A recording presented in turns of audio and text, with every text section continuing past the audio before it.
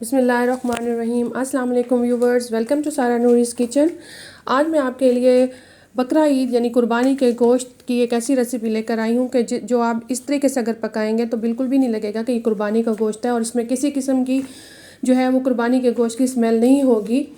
तो चलें इसको बनाना शुरू करते हैं। तो इसको बनाने के लिए सबसे पहले मैंने यहाँ पानी बॉईल कर लिया। तो मेरे पास जो है वो थोड़ी सी कलेजी भी थी, यानी उसमें जो गुर्दे होते हैं मटन के वो थे, तो उनको सबसे पहले मैंने ब्लांच कर लिया था। पानी को मैंने बॉईल किया और उसमें मैंने सिर्फ 5 मिनट के लिए जो है वो डाल दिया, ताकि अच्छी तरह से ये साफ़ हो जाएंगे, इसमें जो ब्लड वगैरह होता है। तो 5 मिनट के बाद मैंने इसको जो है वो ड्रेन कर लिया था, यानी पानी गिरा दिया था और कलेजी को बाहर निकाल लिया था। आप देख सकते हैं कि इसके ऊपर कितनी ज़्यादा जो है वो उसकी मैल निकली हुई थी। तो अब मैंने इसको निकाल लिया है और अब मैंने यहाँ पे प्रेशर कुकर जो है वो रख दिया है, और प्रेशर कुकर में मैंने अब 1 कप के करीब वेजिटेबल ऑयल डाला था। आप कोई सा भी ऑयल ले सकते हैं या घी का भी इस्तेमाल कर सकते हैं। ऑयल जब हल्का सा गर्म हो गया तो मैंने इसमें जो है वो 2 अदद प्याज जो है वो रफली चॉप करके इसमें डाल दिए थे, और प्याज जो है वो मैं अच्छी तरह से फ्राई कर लूँगी। तो इसको हमने ब्राउन नहीं करना, बल्कि थोड़ा सा जो है वो गोल्डन ब्राउन जो है वो गोल्डन कलर का करना है। तो हम थोड़ा सा प्याज को जो है, और इसमें मैंने लहसुन भी ऐड कर दिया था, तो वो लहसुन जो है वो मैंने 8 से 10 जवे डाले हैं। डालने के बाद इसको भी मैं प्याज के साथ थोड़ी देर के लिए जो है वो फ्राई कर लूँगी।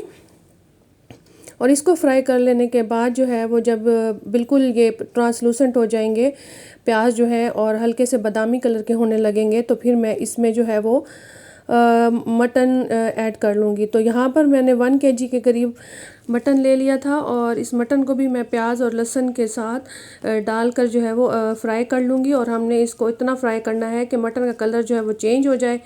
तो अब मैं इसमें जो है वो मैंने जो गुर्दे जो लिए थे बकरी के, कलेजी और गुर्दे थोड़े से वो भी इसमें डाल दूँगी, क्योंकि मेरे पास पड़े हुए थे तो वो भी मैंने इसमें डाल दिए। इससे भी बहुत मज़े के जो है वो सालन बनता है।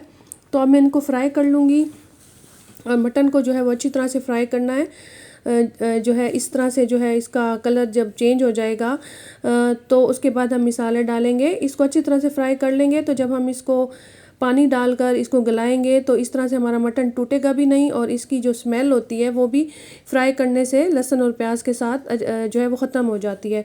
तो अब मैं इसमें रेड चिलीज़ डाल दूँगी। मैंने 2 टी स्पून के करीब रेड चिलीज़ डाल दी हैं। नमक हस्बे ज़ायका ऐड करना है, जितना आप नमक जो है वो पसंद करते हैं। उसके बाद 1 टीस्पून हल्दी पाउडर मैंने इसमें ऐड कर दिया है, और खुश्क धनिया पाउडर भी मैंने 1 टेबलस्पून जो है वो ऐड कर दिया था इसमें।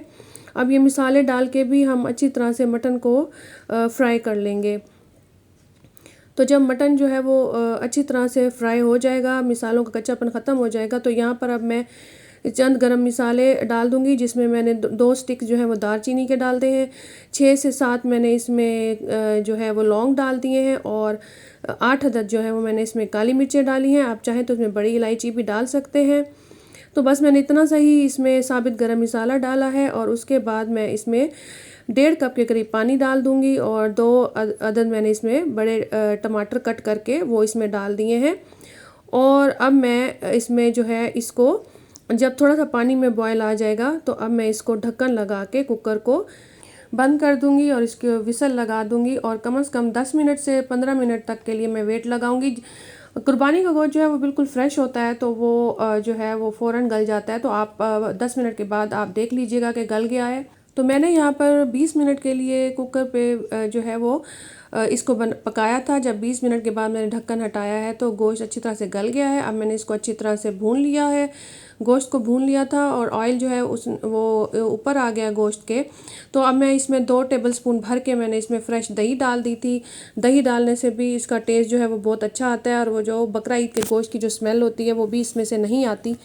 तो मैंने जो है वो इसको बीट करके यानी इसमें डाल दिया था, और अब मैं दही डाल के भी इसको भूनूंगी। गोश्त को पहले हम भून चुके हैं, दही डाल के हमने सिर्फ दही का पानी ड्राई करना है। तो मैंने इसको मीडियम टू हाई फ्लेम पर इसका जो है दही का पानी खुश किया।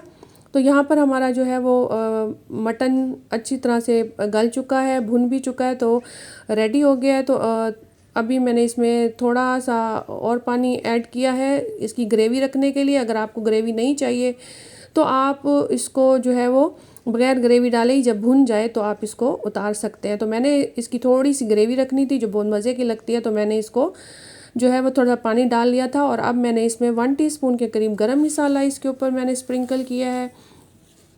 तो आप भी इस पर गरम मसाला ज़रूर स्प्रिंकल कीजिएगा, इससे बड़ी अच्छी खुशबू आती है और टेस्ट भी जो है वो अच्छा आता है। उसके बाद 5 मिनट्स के लिए हल्की दम वाली आंच पर इसको दम लगा दीजिएगा ताकि गरम मसाला जो है वो अच्छी तरह से इसमें रच बस जाए। तो यहाँ पे हमारा मटन जो है वो बिल्कुल रेडी है। तो व्यूवर्स, जब आप इसको खाएंगे तो आपको कभी कहीं से भी नहीं लगेगा कि बकरा ईद का गोश्त है।